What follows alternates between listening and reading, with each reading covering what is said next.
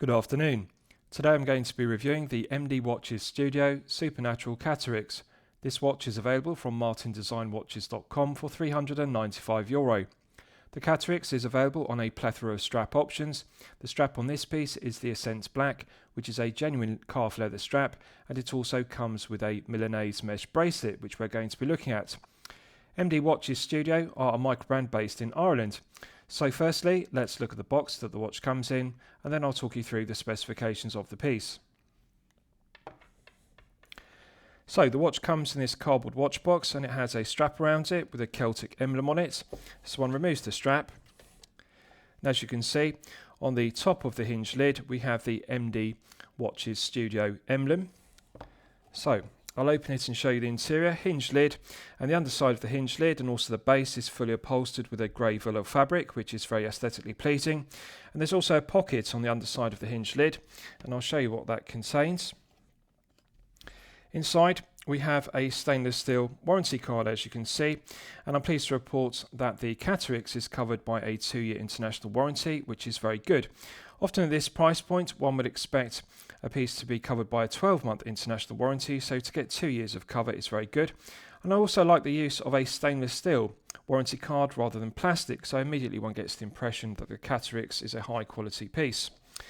So in the base of the watch box we have two cutouts, one for the watch, which is fitted with a leather strap, and as I've detailed, the Caturix is available with a plethora of strap options. This one is on the Ascent Black, which is a genuine calf leather strap, and I think it is the best looking version of the straps offered. And also it comes with a Milanese mesh bracelet, which we're going to be looking at. So good presentation, good quality watch box, and I think it is very aesthetically pleasing. So, with regards to the specifications of the piece, we have a 40mm case diameter, we have a lug-to-lug measurement of 46.2mm, a thickness of 11.7mm, and a lug width of 20mm. The Ascent Black genuine calf leather strap tapers from 20mm at the lugs down to the buckle and tang. Nice heavy gauge to the 316L grade stainless steel buckle and tang, and it is engraved to a good standard with the MD Watches emblem, as you can see. Good quality finishing to it, and also nice design, because you can see it has bevels machined to the flanks, and that they are mirror polished, and they contrast with a brushed satin finished body. No sharp edges, no burrs to it, and the edge of it is mirror polished and deburred very nicely. So good heavy gauge, so it's going to be durable and robust, but also very aesthetically pleasing due to the contrast of the brushed satin finishing to the buckle and also the mirror polishing on the edges. So it's a very good looking buckle and tang.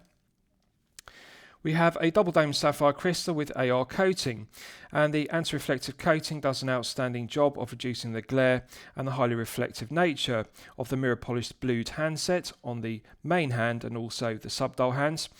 Now the dial is still frosted finish, and it's absolutely gorgeous. It's one of my favourite aspects of the piece. The dial has a nice 3D effect to it because the sub-dials sit proud of the background, which is the steel frosted finish. The applied MD emblem at 12 o'clock is very well mirror polished, and also we've got a plaque which is screwed to the dial with two flathead screws which says Caturix in contrasting blue.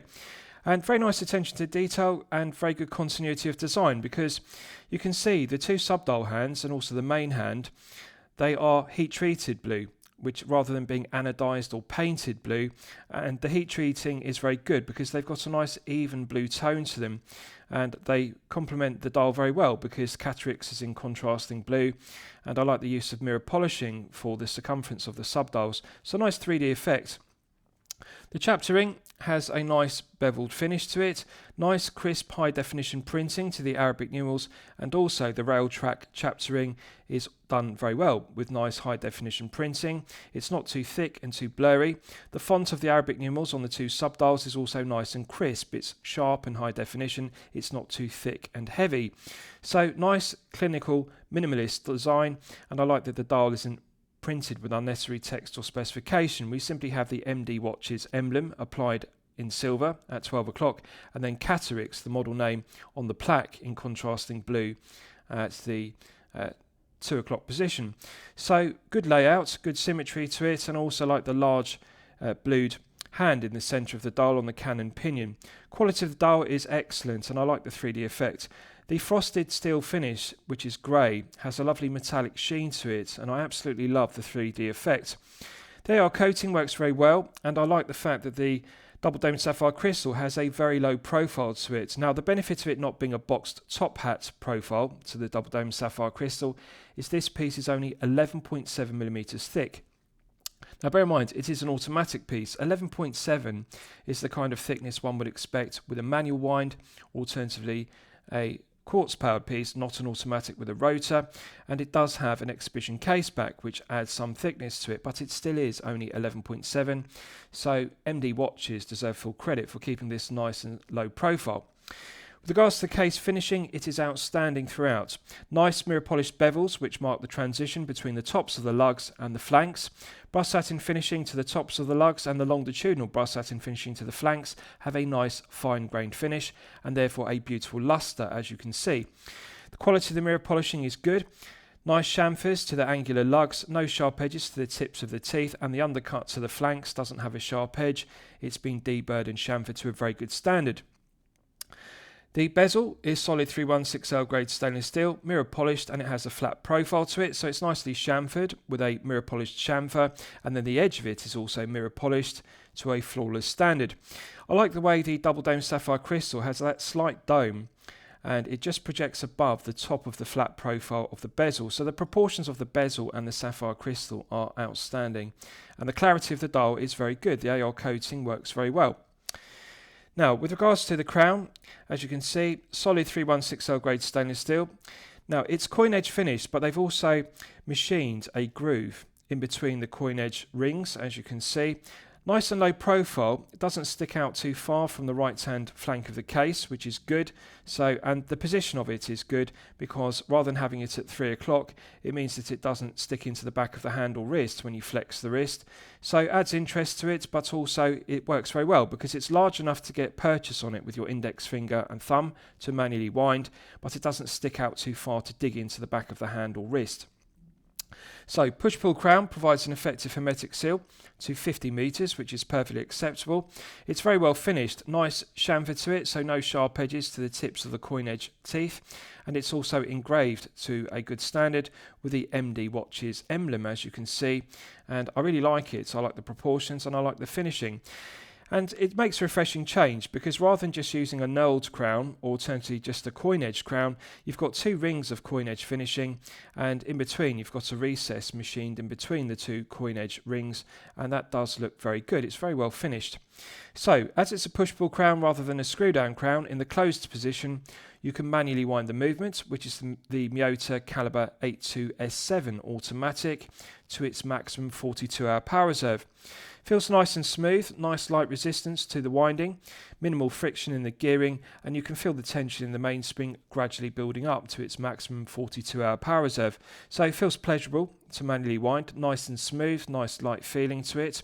Now, pulling it out to the first click position is the final click position. There's no phantom date setting position because there's no date complication, there's no date wheel beneath the dial. So with the Miyota Caliber 82S7 you can hack the movements. If you look at the right hand subdial, that is the second subdial, and you can see the blued second hand has now stopped dead, so it's possible to set the time precisely to the second with the Caliber 82S7. Now, rotating the crown clockwise and anti-clockwise moves the main minute hand, which is mounted in the centre on the cannon pinion. Minimal backplay. When you rotate the crown clockwise and anti-clockwise, there's an immediate response, and that's something I like about the Caliber 82S7. It doesn't have a lot of backplay in the gearing. When you rotate the crown, the minute hand immediately responds. Nice light gearing to it. You can feel that there's minimal friction, and it rotates smoothly, clockwise and anti-clockwise. Feels very good, and I like the lack of backplay. Feels like a tight, robust movement. So it's an absolute pleasure to set the minutes on the chapter ring around the dial, and I like the large full length of the blued minute hand, as you can see. Pushing it back in has got a nice positive click, and that restarts the movement. You can see the second hand on the right hand subdial begins to sweep around the subdial once again. So on the left hand dial we have the 24-hour scale. So to set the hour you have to pull out the crown to the time setting position, hack the movement, and you have to cycle through the 24 hours. This is the one negative of the Miyota Caliber 82S7. You can't move the hour hand independently. You have to cycle through with the minute hand through the 24 hours, as you can see, but it does feel very smooth, and it is quick to rotate the crown and cycle through the 24 hours to set the hour hand on the 24 hour you want. So it works very well. Nice positive click, and 50 meters is perfectly acceptable for a daily wear piece or potentially a dress piece. So let's look at the calf leather strap. So as I've detailed, the Caturix is available on a plethora of genuine leather straps. This one I think is the best looking. It is the Ascent Black. It's genuine calf leather, nice fine grain finish to it. I like the matte finish to the black leather, and it is a padded strap, so it is thicker at the spring bar end, and then it gradually tapers down in thickness down to the buckle and tang, and it also has a slight taper from 20mm at the lugs, tapering down the width down to the buckle and tang. Plenty of holes in it, so it will fit between a 6 and an 8-inch wrist respectively. Now, although it's padded, it does feel quite stiff at the spring bar end, but as you get down to the buckle and tang end with the holes, it becomes more flexible. So I'm confident with daily wear, it's going to break in and become very soft and supple. It's clearly a high quality calf leather strap. You can tell by the grained finish of the leather that it is high grade, and the underside is lined with a contrasting tan effect, which I'll show you. So let's look at the underside to it. On the buckle and tang side, you have two keepers. One is fixed and the other one slides, as one would expect, and good proportions to the two keepers. Now, on the underside, it's very well finished. Good quality stitching around the perimeter and contrasting tan liner to it, which is also genuine leather, embossed with the MD emblem on one side, and on the other side, we also have the MD Watches Studio written in script. Now, they've made the correct decision by using quick release spring bars because, as you can see, it has mirror polished lugs which are finished to perfection. Nice chamfers to the tips of the lugs, so no sharp corners or points to the tips, but with a thick padded leather strap, they're very stiff, and often it's difficult to get a spring bar tool in between the edge of the padded leather strap and the edge of the internal mirror polished lugs. And the problem with that is sometimes you can scuff and scratch the lugs when changing a strap using a spring bar tool. But by having quick release stainless steel spring bars rather than standard spring bars, that negates the need for a spring bar tool. So very easy to remove the strap if you want to exchange it for the Milanese mesh bracelets included, because you can use the quick release spring bars. So good attention to detail. With regards to the exhibition case back, the centre section is glazed with sapphire crystal, and this is very unusual at this price point, and they deserve full credit for this because they could have used the cost-cutting measure to cut production costs and therefore maximise profit margin per piece of glazing it with mineral crystal, which of course would be less expensive. Sapphire crystal is more expensive. And strictly speaking, one doesn't need sapphire crystal in an exhibition case back because unlike the front of the piece, this isn't an area that's prone to being scuffed and scratched. Obviously, with the friction of your wrist rubbing against it, it's not going to become scuffed as per the front of the piece. But it's good to see they've used sapphire crystal in both the front of the Caturix and the back. The sapphire crystal does a good job of displaying the movement, which is undecorated with the exception of the blued rotor, which does add some interest. It does have some milled stripes on the bridges, so it is better looking than a sterile Miyota 8215, for example, which this is based upon. The Miyota 82S7 is the skeletonized version of the 8215, but it is better decorated because we have milled stripes on it as per the 9000 series of Miyota calibers, which are premium grade. So nice to see the milled stripes on the bridges, and nice to see they've blued the rotor just to add some interest to it. Otherwise it would be sterile, and also it's good to see a skeletonized rotor rather than a solid rotor. The stainless steel portion to the exhibition caseback is concentric CNC lathe tool machined to a good standard. The milled slots have been deburred very well, so no sharp edges to the milled slots, and the quality of the engraving is very good. It has the specification and also the reference number of the piece. So the thing I like about it above all else is it's not a bubble back profile.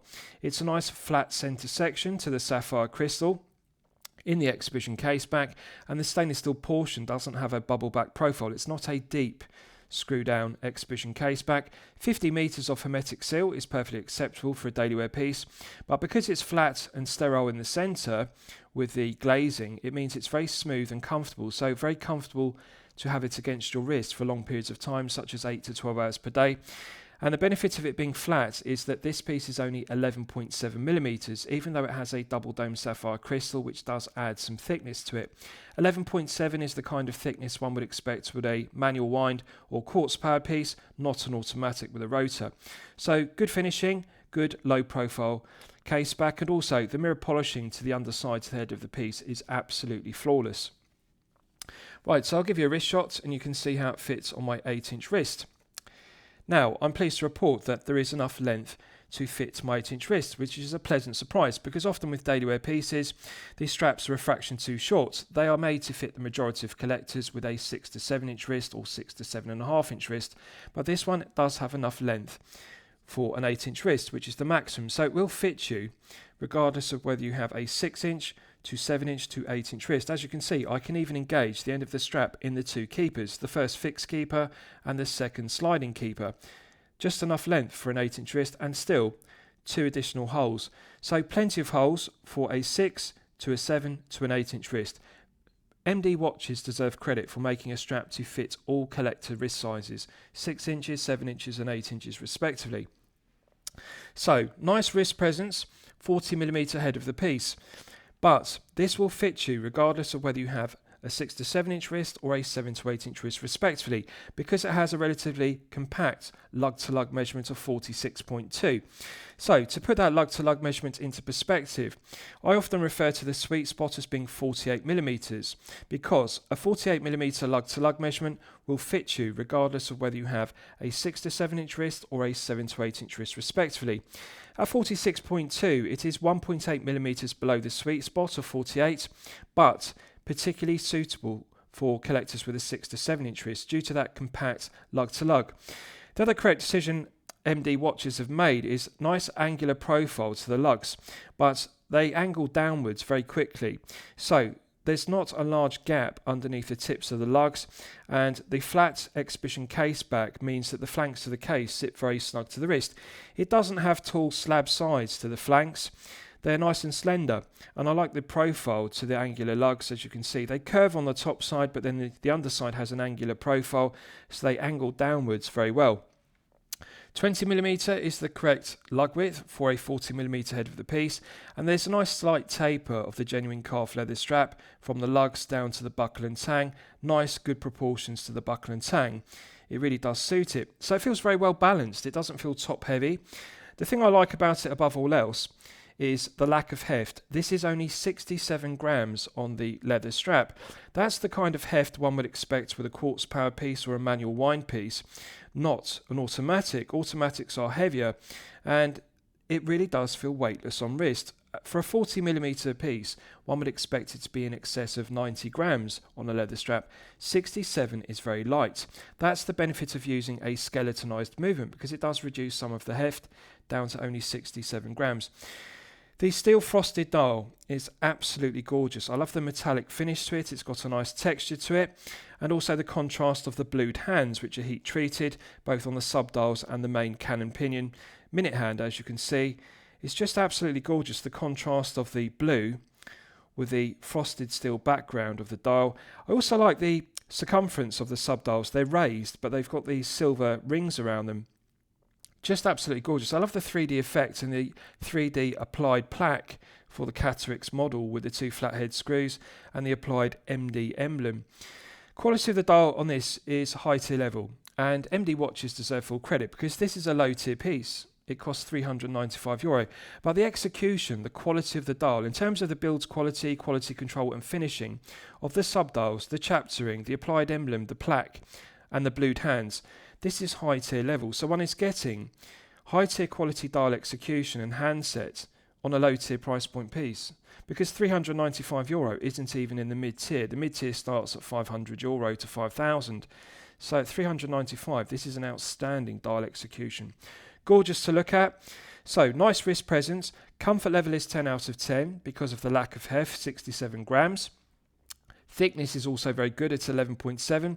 I often refer to the sweet spot as 13mm or below, because that will easily slip underneath a shirt cuff if you wear business shirts. So needless to say, it's 11.7. This is a low profile piece. It will easily slide under a shirt cuff. So this has the potential to be used as a dress piece or alternatively a daily wear piece, and I like that aspect of it, that it can be used for daily wear but also as a dress piece, because it does look very aesthetically pleasing. The mirror polishing to the bezel and also the nice bevels on the edges of the case mean that it has that dress watch aesthetic, and it also has a Milanese bracelet which we're going to be looking at, which could be worn on it to make it into a dress piece. So I like the versatility of it. Proportions are good, feel good factor is outstanding, and I love the low profile to the double dome sapphire crystal which projects slightly above the mirror polished bezel. Just a gorgeous piece to look at. I absolutely love it. I think it's a great, well executed piece. Comfort level is good, feel good factor is good, wrist presence is good without being too uncomfortable. So let's look at the Milanese bracelet, because as I've detailed, the Caturix is available on a plethora of straps, and I've selected the Ascent Black calf leather strap because I think that's the best looking. But however, if you prefer bracelets, it also comes on this Milanese mesh bracelet. So the buckle has a flip block, which is very good, and it's engraved to a good standard with the MD emblem. Brushed satin finish to the top side, underside and flanks. No sharp edges to it whatsoever. It's been deburred and chamfered very well. The flip lock is easy to get an index finger or thumbnail beneath and flick it over, as you can see, and then you flick up the catch. So this is a very good system for a Milanese mesh bracelet because it's very secure.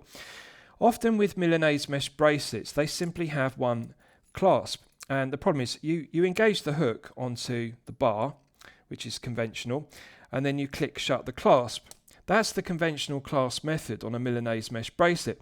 Problem is sometimes there's a risk you could catch that clasp when you're wearing it on wrist and flick it open like so, and then what happens is it comes undone and the watch falls off the wrist. But this has a flip lock which secures it, rather like the flip lock on a dive piece. So you hook on the clasp onto the bar, as you can see, which is secure. Then you close the clasp, it snaps shut with a nice positive click. And then you flip over the flip lock, which locks it. And that means the clasp, it can't accidentally, if you catch that when you're wearing it on wrist, you can't flick it open and then the strap won't open and then drop the piece on the ground, which is always the risk with those kind of clasps on a Milanese mesh bracelet. And I really like the low profile of the flip lock. It's not bulky, very low profile and slender, so it doesn't stick out too far from the wrist. It's very smooth and low profile, and it does blend very nicely with the mesh Milanese bracelet, but it works very well. Nice positive click to the flip lock, nice positive click to the clasp. So let's look at it in detail. Quality of the finishing is very good. Nice heavy gauge to the bar. That's the thing I like. They haven't made it too slender because there's a problem with these kind of bars that sometimes they bend or they shear with regular use. So it's nice to see a nice heavy solid 316L grade stainless steel bar, and that means the hook, which I'll show you. This hook here on the clasp, just bear with me, I'll get the camera to focus on it. That can hook onto it securely, which I'll show you. And what it means is it's not going to bend or shear with regular use. Just bear with me and I'll get it on and then I'll show you. And I like it's nice and heavy. I'll just try and move the clasp out of the way. Right, so if you look, where the hook goes onto the bar, it's nice and solid. It's got a nice thick bar. That's what I like about it. And also, I like the secure clicking action of the actual clasp itself. It snaps on with a really heavy click. It feels robust and reliable. And also, that flip lock snaps down with a nice heavy click. I like the robust feeling of it. And good quality riveting to the ends of the pins. So let's look at the underside to it. It's really good. Now the thing is, you can adjust this very easily because they've engraved an arrowhead, you can see.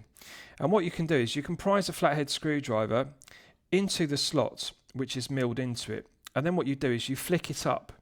And that means you can move the body of the clasp up and down the Milanese bracelet. Now the end of it is finished with this cap, which is mirror polished. It's solid 316L grade stainless steel, and that means the mesh weave of the Milanese bracelet isn't going to fray and separate. The links are going to be held together tight at the end.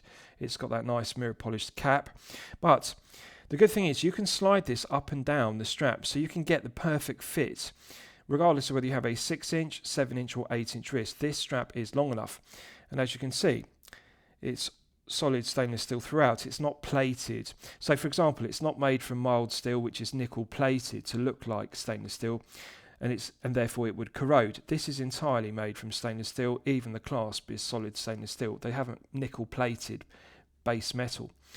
Now, in terms of the quality, the articulation is fantastic, silky smooth.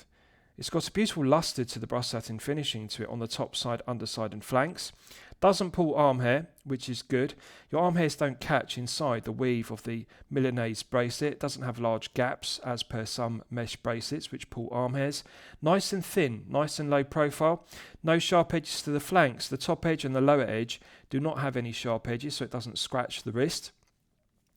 And good attention to detail, because mirror polished tubes at the end of it, and inside we've got quick release spring bars. And again, they deserve credit because they could have used standard spring bars, and as I've detailed, the problem with that is there's risk. With a mirror polished underside to the head of the piece, there's a risk of scuffing and scratching the lugs when you use a spring bar in order to remove the padded leather strap and fit this Milanese bracelet. But if you look, they've used stainless steel spring bars which are quick release, so you don't need a spring bar tool to change the strap and fit this Milanese bracelet. Articulates nice and smoothly, doesn't rattle, so it doesn't feel sloppy, it doesn't feel loose, but it feels silky smooth. I love the articulation of the Milanese mesh, just gorgeous. So beautiful luster to it, and this really does convert it from a daily wear piece on the leather strap to a dress piece on the Milanese mesh bracelet. That's what I like about the Caturix. You've got the versatility of you can wear it on the leather strap and then quickly exchange it with the Milanese bracelet because of the quick release spring bar. So I'll just snap it together one more time and show it to you. Just bear with me, I'll get the camera to focus. So the two hooks are nice and heavy, they're not going to bend. And as you can see, you engage it with the bar, click shut with a nice positive click, flip lock then goes over it, snap shut, nice positive click. Beautifully finished. No sharp edges, no burrs, good heavy gauge to the 316L grade stainless steel, and signed with the MD emblem engraved.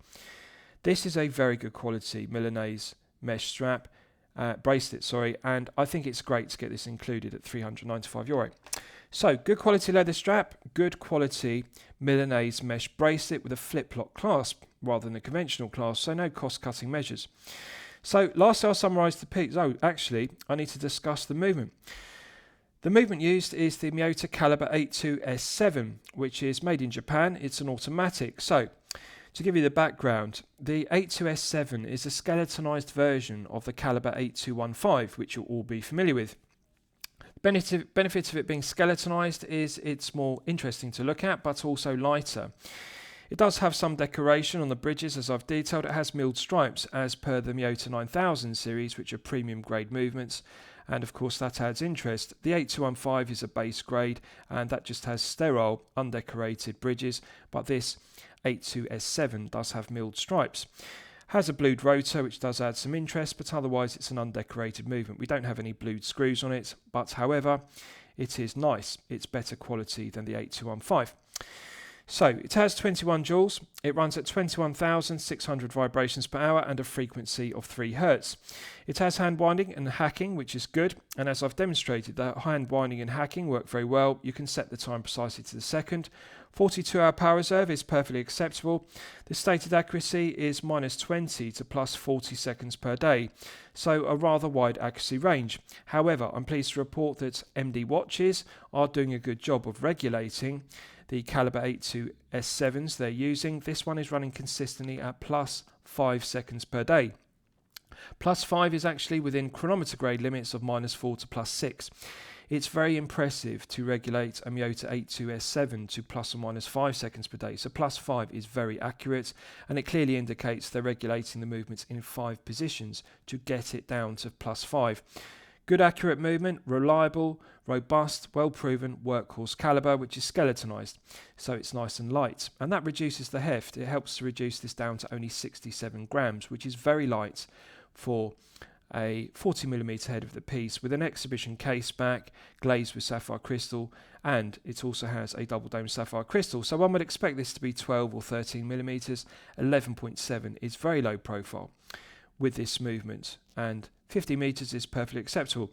So, good choice of movements. I like it. I think it's reliable. +6 is good accuracy, and the hand winding works very well. And of course, the benefit of the 82S7 is you can have the two subdials. You've got the minute hand mounted on the Canon pinion, and then you've got the left hand subdial is for the 24-hour, and then the right hand is for the seconds. So, lastly, I'll summarise the piece. What do I think of it overall? Well, when I'm considering reviewing a watch on my channel, the watch meet two criteria. It should be both excellent quality and excellent value at the respective price point. This is unquestionably excellent quality and unquestionably excellent value. Low tier piece at €395. The quality control, build quality, materials, finishing and specification are outstanding. The thing that most impresses me about this overall is the dial execution. The dial alone is reason to purchase this piece and justifies the price point fully. The steel frosted dial is an absolute delight to look at. The quality of the mirror polishing to the emblem, the silver mirror polish rings around the subdials, the 3D effect of it, the plaque which is screwed on with two flathead screws, the blued hands which are heat treated. This is an outstanding dial, one of the best dials I've seen at this price point. I love the 3D effect, and it's just absolutely gorgeous to look at from every angle. The feel good factor and the comfort level of this piece are 10 out of 10. So I'm going to declare it a champagne watch for lemonade money. I'm going to highly recommend the Caturix to you for your consideration. I hope you've enjoyed my review of the MD Watches Studio Supernatural Caturix. Please feel free to post your own comments below the video. Thank you for watching.